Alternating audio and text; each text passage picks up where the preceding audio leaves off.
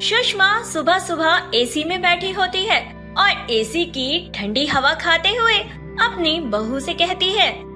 बहू जल्दी जल्दी काम कर ले और आकर तू भी ठंडी ठंडी हवा में बैठ जा, वरना तेरी तबीयत खराब हो जाएगी। बाप रे बाप, कितनी गर्मी हो रही है। माँ जी, कह तो आप ठीक रही हो, गर्मी से तो हाल बेहाल है। अगर इतनी ही गर्मी रही ना तो मुझे नहीं लगता हम बुआ सास की बेटी की शादी में जा पाएंगे। और अगर नहीं गए तो तू तो जानती है ना कि वो कैसी कलेशी है, यहाँ आकर कलेश करेगी। हमें तो जाना ही पड़ेगा बहू, चाहे आग ही क्यों न बरस रही हो।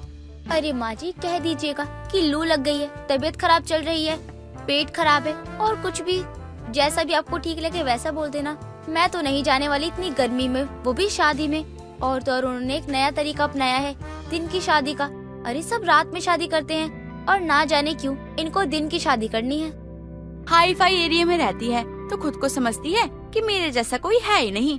वहाँ के लोगों की दिन में बारात निकलती है तो ये भी यही सोच रही है कि इसकी बेटे की बारात भी दिन में आए, और जितने कम लोग हो उतना ही अच्छा है। ये बस नौटंकी है, आखिर ननद तो मेरी ही है। ये तो आप सही कह रही हो, ननद भी तो आपकी है। लेकिन मैं उसकी तरह बिल्कुल भी नहीं हूँ।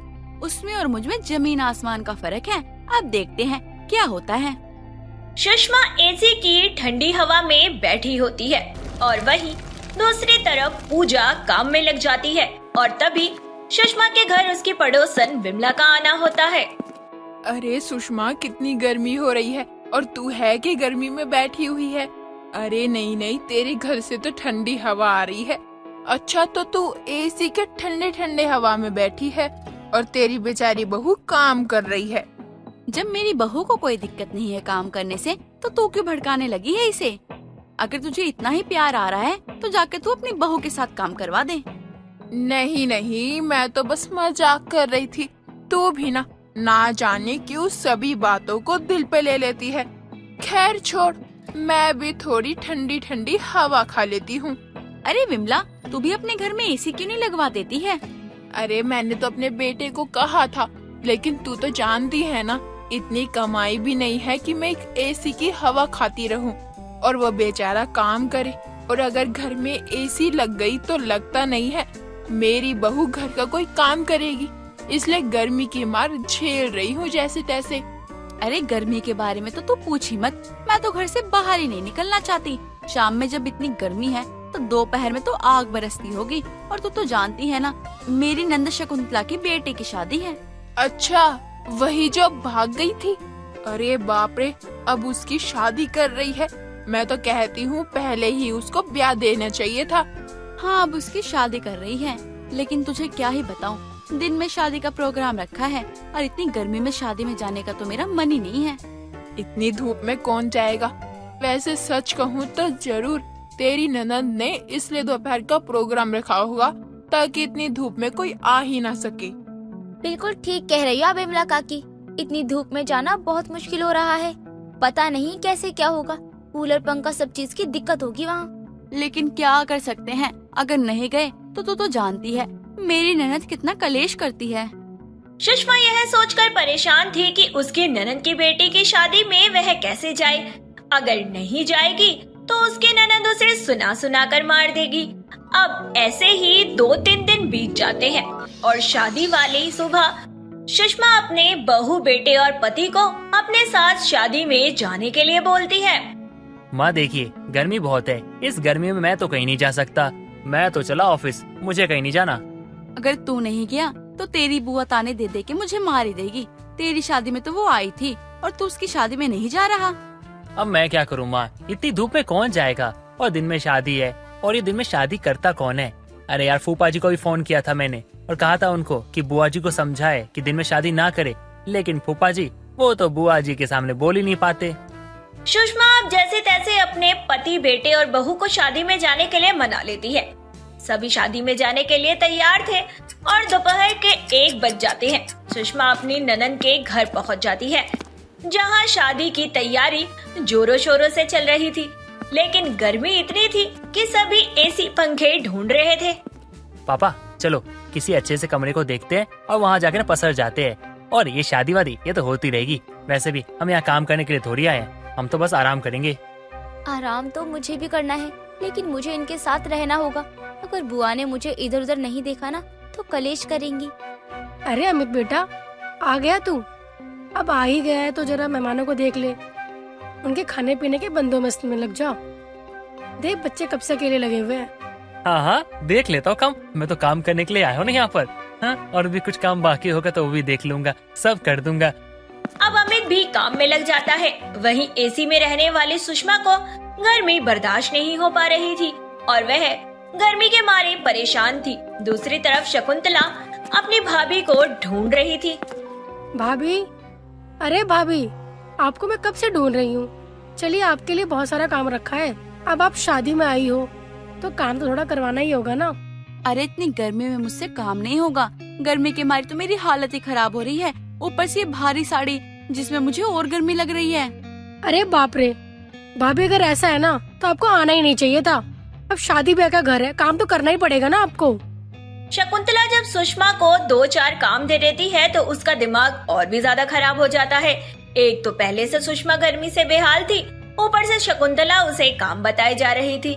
ऐसे में सुषमा देखती है कि बारात दरवाजे पर आ चुकी है। अब जब बारात आ जाती है तब अचानक से सुषमा बेहोश हो जाती है। एक तरफ सभी सुषमा पर पानी डालकर उसे होश में लाते हैं तो दूसरी तरफ लड़के की माँ भी गर्मी से बेहोश हो जाती है। देख रही हो ना बुआ सास, माँ जी ने आपको पहले ही कहा था कि इतनी गर्मी है, दिन में शादी का प्रोग्राम मत रखो। माँ जी तो बेहोश हो गई हैं। अब लड़की की माँ भी बेहोश हो गई। उन्हें होश आते ही देखना कितना ड्रामा होगा। अरे इसमें मेरी क्या गलती है? अब गर्मी है तो गर्मी लगेगी ना। अब मैं गर्मी में शादी ना करूँगा अपने बच्चों की। अरे तो रात में प्रोग्राम रख लिया होता ना बुआ सास। आपने तो हद ही मचा रखी है। दिन में शादी कौन करता है? थोड़ी देर बाद सुषमा और लड़के की माँ को होश आता है।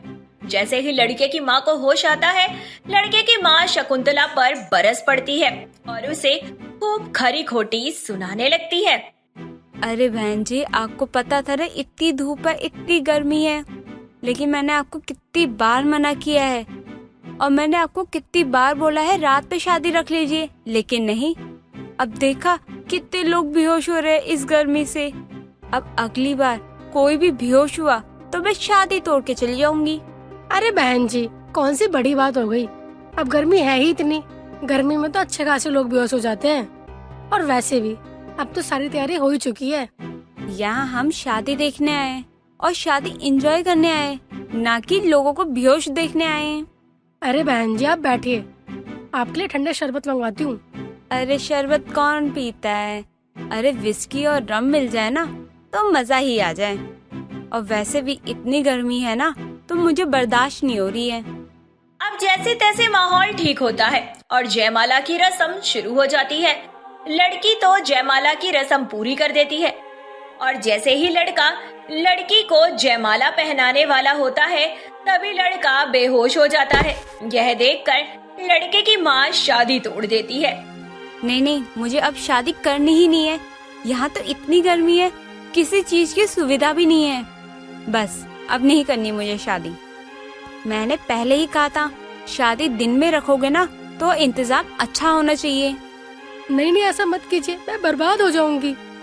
लड़के की माँ को जैसे तैसे मनाकर लड़के को होश में आने के बाद शादी की सारी रस्मों को किया जाता है। लेकिन शकुंतला की बेटी की शादी में खूब गर्मी में बवाल होता है क्योंकि दिन में भरी दोपहर शादी जो करवा रही थी। साधना एक बेहद गरीब परिवार से थी, लेकिन उसके सपने आसमान छूने के थे। पर कहते हैं ना, गरीब की किस्मत में गरीबी ही लिखी थी। वैसे ही साधना के साथ भी था। माँ बाप के घर में कोई सुख नहीं मिला और अब शादी हुई तो ससुराल के हालात भी कुछ खास अच्छे नहीं थे।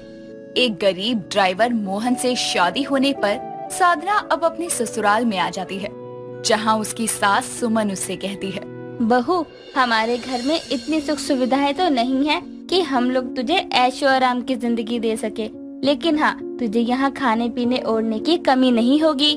जी सासू माँ, मैं समझ गई। मुझे भी हालातों के हिसाब से ढलना आता है। साधना जी कितनी अच्छी हैं, हमारी गरीबी से चिढ़ने की जगह हमारे हालातों को समझ रही हैं।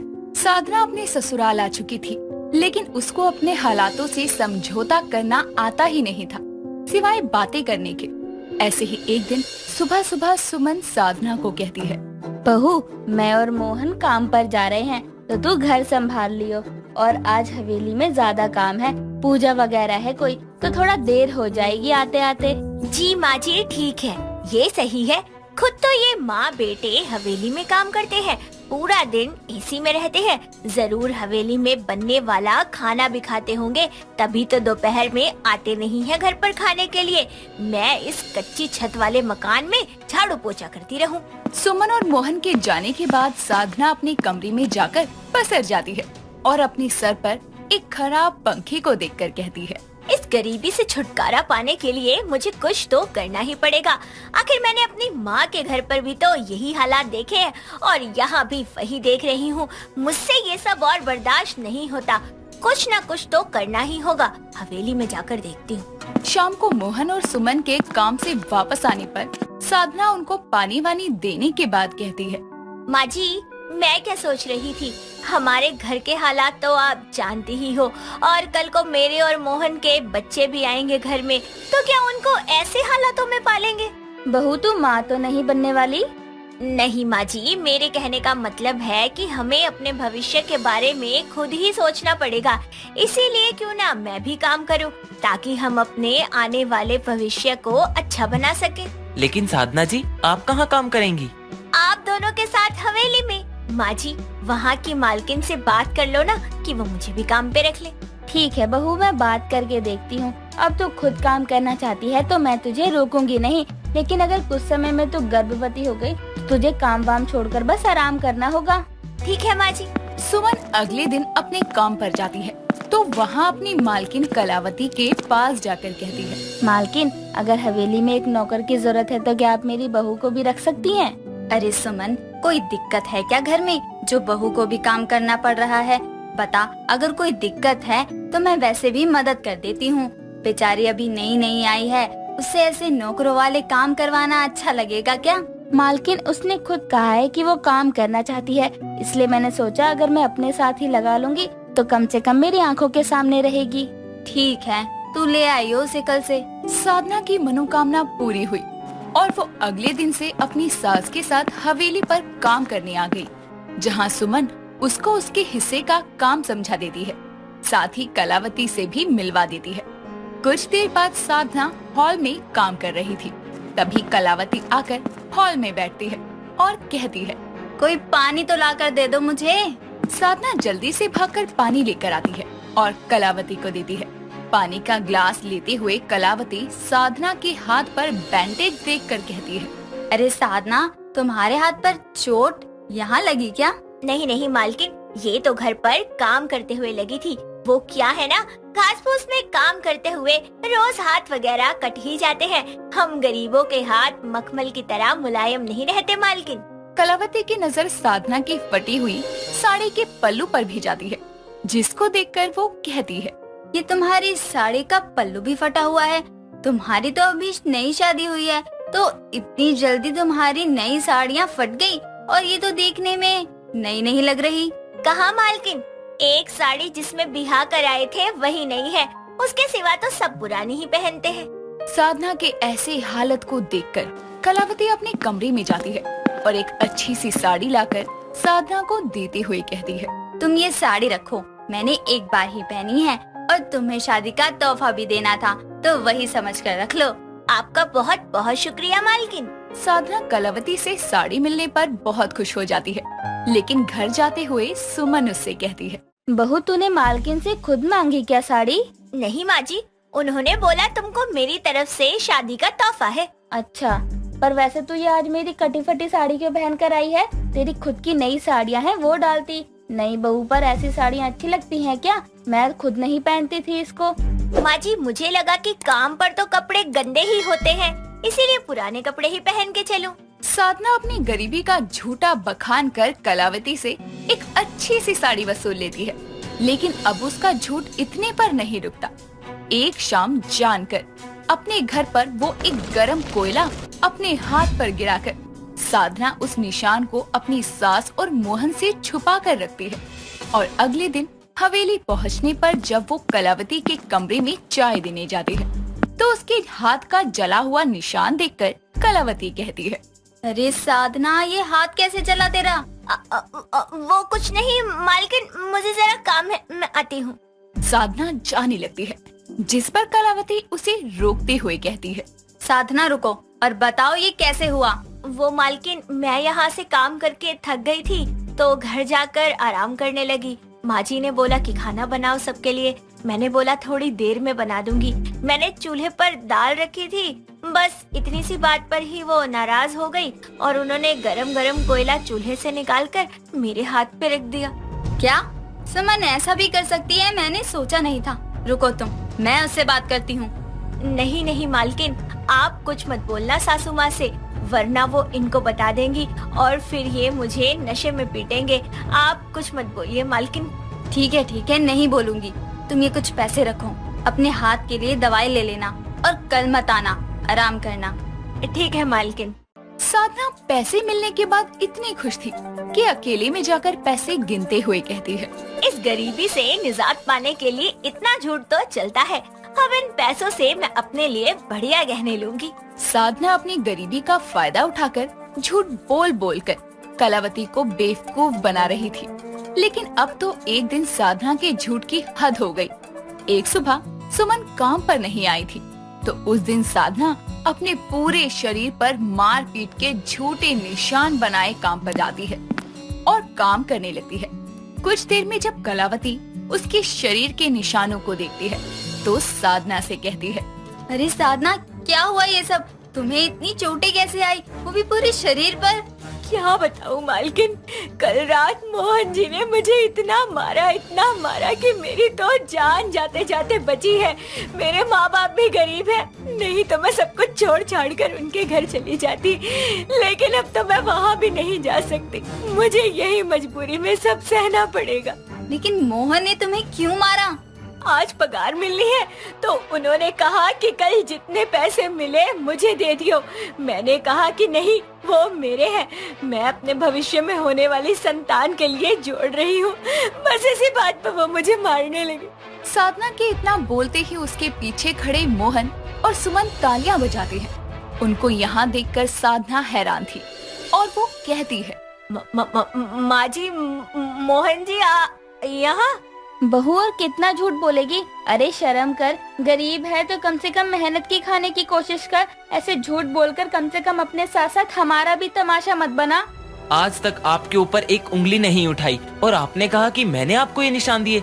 छी, इतना बड़ा झूठ। तुमको क्या लगा था साधना, तुम झूठ बोलोगी और मैं मान लूंगी?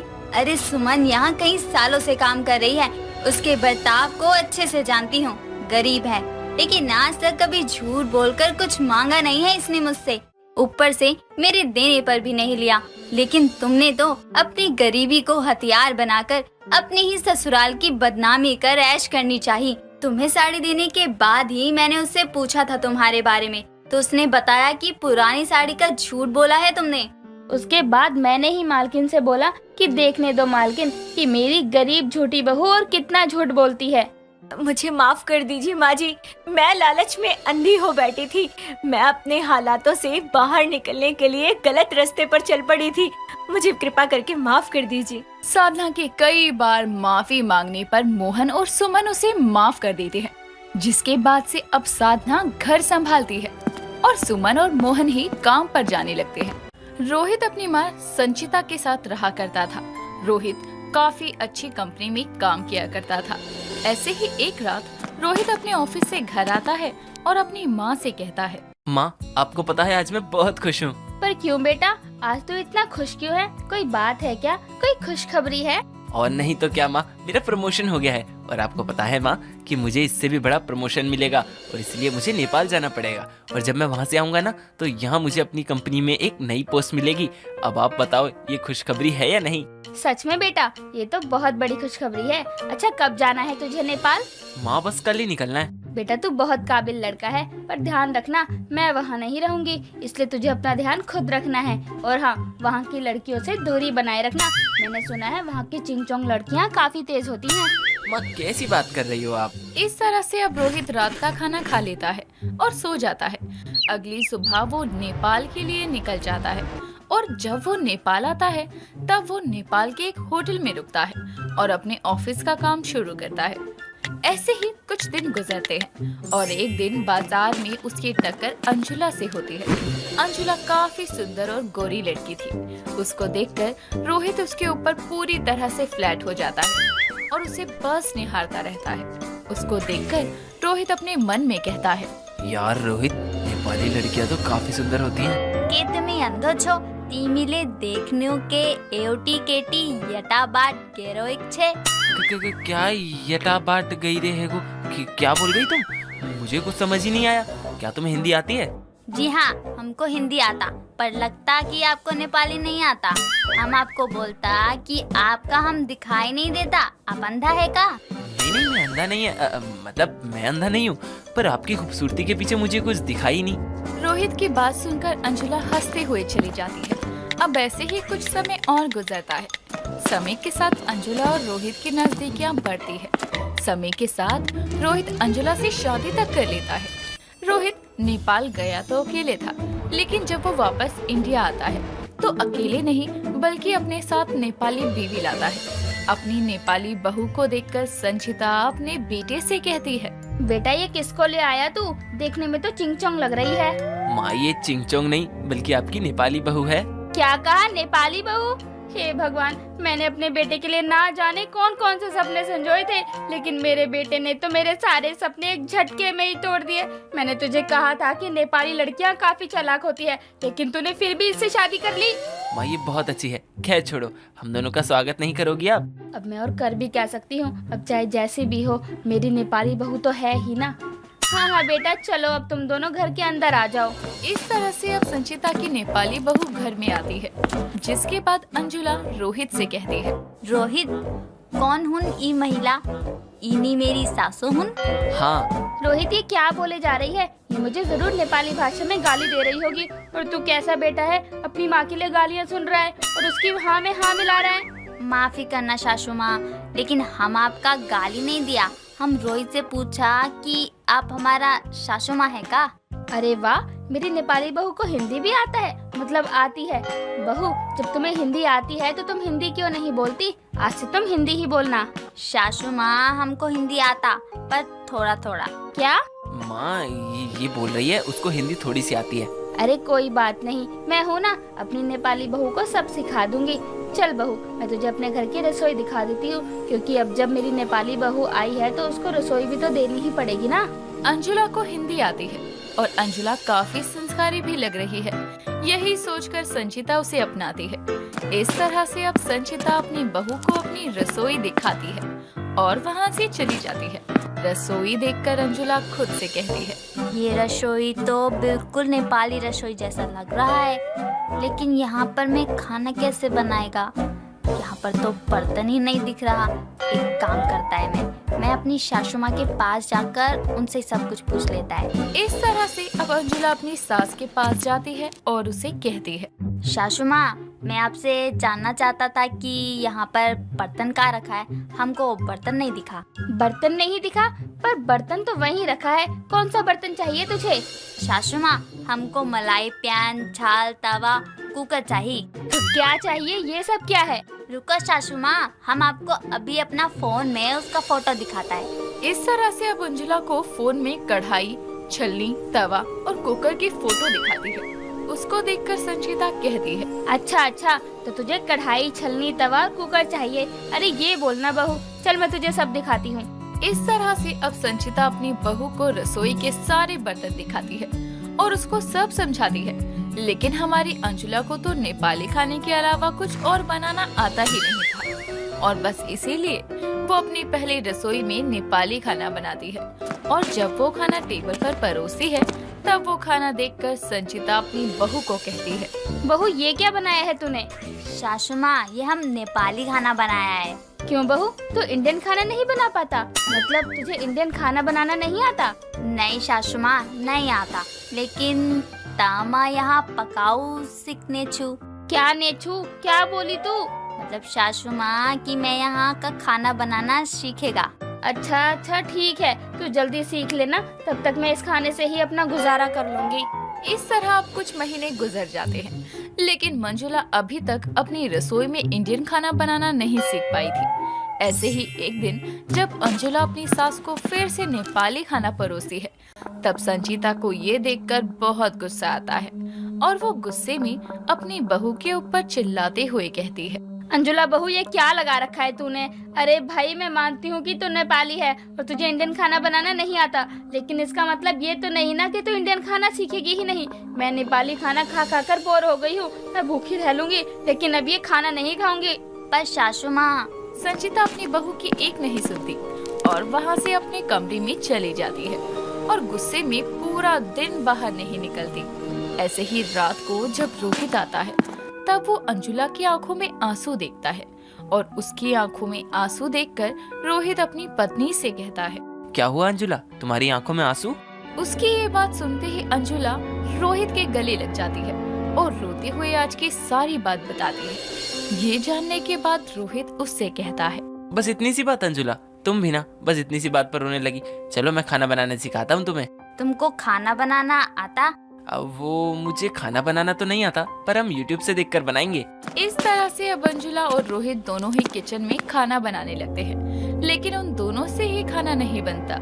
रात को बर्तनों की आवाज सुनकर संचिता चुपके से अपने किचन के बाहर से अपनी बहू और बेटी को देखती है, जहाँ वो देखती है कि अंजुला दुखी होकर रोहित से बोल रही है, रोहित, हम खाना नहीं बना पाया और हमारी मदद करने तुम आया, पर तुमको भी खाना नहीं बनाना आता, तो अब क्या करें? अंजुला कोई बात नहीं, माँ ज्यादा समय तक गुस्सा नहीं होंगी। नहीं रोहित जी, मुझको नहीं लगता सासू माँ मानती। तुमको पता है, हमारी वजह से सासू माँ भूखा सोया, हमको बिल्कुल भी अच्छा नहीं लगा। वो हमको ये इंडिया रसोई बहुत जिम्मेदारी के साथ दिया, पर हम ये रसोई नहीं संभाल पाया। तुम चिंता मत करो अंजुला, सब ठीक होगा। चलो रात ज्यादा हो गई है, चलकर सो जाते हैं, सुबह का सुबह देखेंगे। इस तरह रोहित और अंजुला सोने चले जाते हैं। अगली सुबह रोहित खाना ऑर्डर करता है और जब सभी लोग खाना खाने बैठते हैं, तब इंडियन नाश्ता देखकर संचिता उससे कहती है, अरे आज तो टेबल पर इंडियन नाश्ता है। बहू, ये क्या, आज ये नाश्ता कैसे?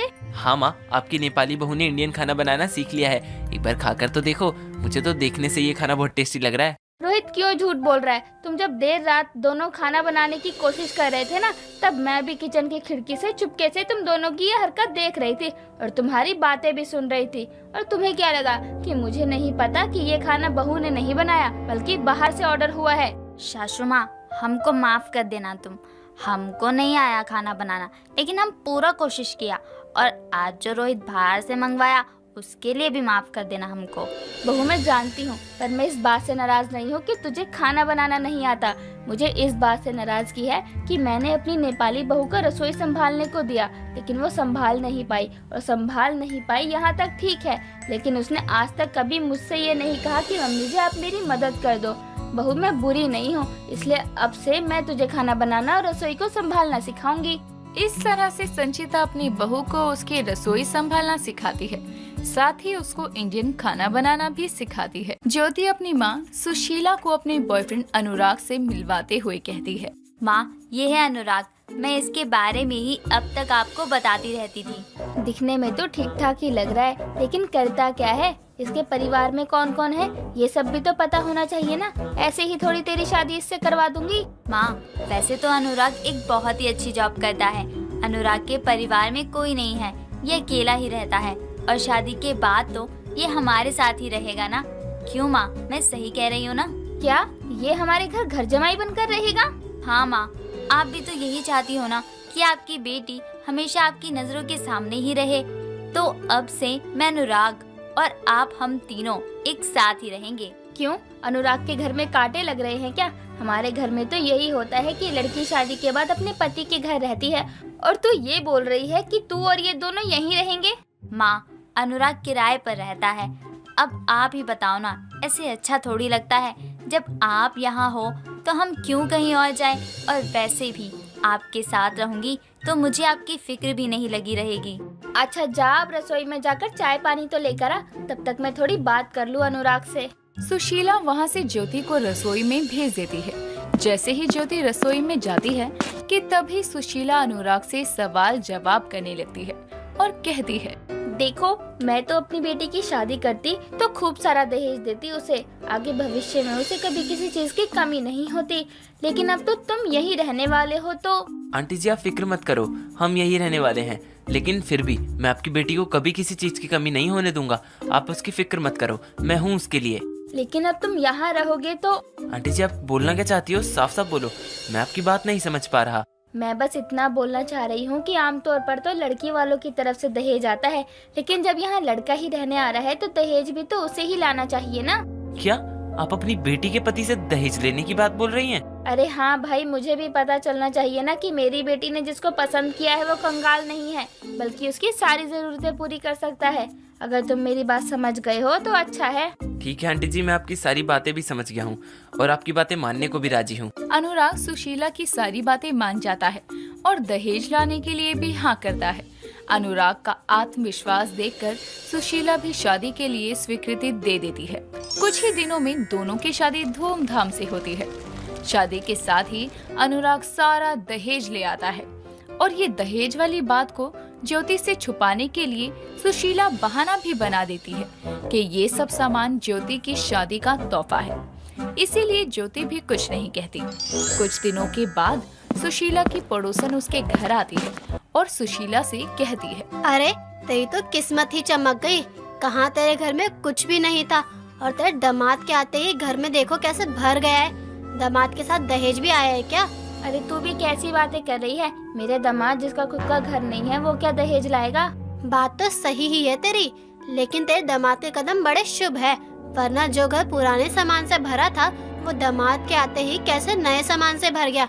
क्यों, अब तो तू मेरी बात से सहमत है ना? नहीं, मैं तेरी इस बात से बिल्कुल भी सहमत नहीं हूँ। अरे ये तो मैंने पैसे बचाए थे, ये सोचा था जब बेटी की शादी होगी तो उसे दहेज में दूंगी, लेकिन यहाँ तो बेटी का पति ही मेरे घर आ गया। कोई बात नहीं, ये तो तेरे लिए ही अच्छा हुआ। अब तक तो बस तेरे पास बेटी थी, लेकिन अब तेरे पास बेटा और बेटी दोनों है, इसलिए मुंह मत बना। सुशीला अपने दामाद की बुराई ही करे जा रही थी और उसकी पड़ोसन इन सब बातों के लिए उसे बार बार समझा रही थी। इतने में अनुराग वहाँ पर अपना लैपटॉप लिए आता है और अनुराग को देखकर सुशीला कहती है, अब खुद ही देख ले, मेरा दामाद तो घर पर ही रहता है तो ये दहेज कहाँ से लाएगा? अरे इसकी इतनी ही औकात होती तो ये मेरी बेटी को अपने घर लेकर जाता ना, यहाँ घर जमाई बनकर नहीं रहता। मम्मी जी आप ये क्या बोल रही हो? अरे सुशीला, तू क्यों अपने दामाद की बुराई कर रही है? वो भी किसी बाहर वाले से, ऐसे अच्छा नहीं लगता है। अरे वो भी लैपटॉप पे काम कर रहा है, वैसे भी आजकल तो लोग घर से ही काम करते हैं ना। दूर से सबको सब ठीक लगता है, लेकिन जो यहाँ रह रहा होता है ना, उन लोगों के साथ एक बार जरा उनसे भी पूछ लो कि क्या सच में सब ठीक है या बस दिमाग का वहम है। खैर, अब ये सब तेरे घर की बात है, अब मैं इसमें क्या ही बोलूं। अच्छा, अब मैं चलती हूँ। इतना बोलकर वहाँ से सुशीला की पड़ोसन चली जाती है और ये सब होते हुए भी अनुराग कुछ ज्यादा नहीं बोलता। कुछ दिनों तक ऐसे ही चलता है। कुछ दिनों बाद ज्योति, सुशीला और अनुराग तीनों साथ बैठे थे। तभी ज्योति कहती है, माँ आज तो सभी घर पर है, मैं आज सबके लिए चाय पकौड़े बनाऊं? हाँ ये बहुत ही सही बोला तुमने, मेरा वैसे भी बहुत मन है कुछ अच्छा सा खाने का। ज्योति तुम पकोड़े के साथ धनिया और पुदीने की चटनी बना देना, मजा आ जाएगा। ठीक है, और माँ आपको भी कुछ खास बनवाना हो तो बता दो, मैं बना दूंगी। हाँ हाँ, तू काम कर और तेरा पति बैठे बैठे तेरे पर हुक्म चलाए। क्या मतलब आपका माँ? साफ साफ बोलो, आपको बोलना क्या है? मुझे कुछ समझ नहीं आ रहा। मैं तो यही बोल रही हूँ कि जैसे तू बहू बनकर जाती अपने पति के घर, वैसे ही अब तेरा पति भी तो हमारे घर में साथ रहता है, तो उसे काम करना चाहिए, तो तू क्यों कर रही है? माँ आप क्या बोल रही हो? वैसे ही अनुराग जी दिन भर काम करते रहते हैं और अब क्या घर का काम भी वही करें? वैसे तो आप बड़ा बोलती थी कि लड़की को शादी के बाद अपने ससुराल में रहना होता है, लेकिन अब जब अपने ही दामाद से खाना बनाने की बात कर रही हो तो बुरा नहीं लग रहा? ज्योति तुम माँ को क्यों जवाब दे रही हो? जो माँ के मन में था माँ ने तो वही बोला है ना। अनुराग तुम रहने दो, माँ का ना रोज का ही हो गया है, तुम्हें बिना बात के ही इतना सब कुछ बोलती रहती हैं। अब तो कुछ बोलना भी पाप हो गया है। मैं अपनी बेटी की भलाई के लिए अब कुछ बोल भी नहीं सकती हूँ ना, पति ने अच्छे से समझा जो दिया है। सुशीला इतना बोलकर वहाँ से चली जाती है। सुशीला को अनुराग जरा भी पसंद नहीं था और इसी वजह से वो कोई मौका नहीं छोड़ती थी जिसमें वो अपने दामाद को नीचा दिखाए। ऐसा ही कई दिनों तक चलता है। एक रोज अनुराग अपने कमरे में आराम से बैठा था, तभी वहाँ सुशीला आती है और कहती है, तुम्हें शर्म नहीं आती? मेरी ही बेटी को मेरे खिलाफ भड़का रहे हो, और एक तो तुम हमारे घर में रह रहे हो, ऊपर से मेरी बेटी को मेरे ही खिलाफ भड़का रहे हो।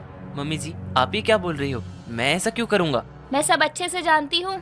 ऐसा कुछ भी नहीं है। मैंने तो आज तक ज्योति को ये तक नहीं बताया कि उसका पति दहेज लेकर आया है। नहीं बताया है तो बता दो ना।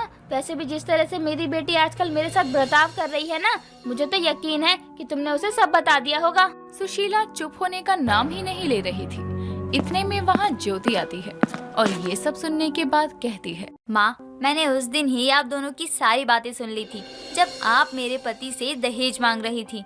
नहीं बेटा, तुम्हें कोई गलतफहमी हुई है। मैंने ऐसा तो कभी कुछ नहीं बोला। नहीं माँ, गलत तो आपने समझा अपने दामाद को और मेरे पति के लाए हुए दहेज को।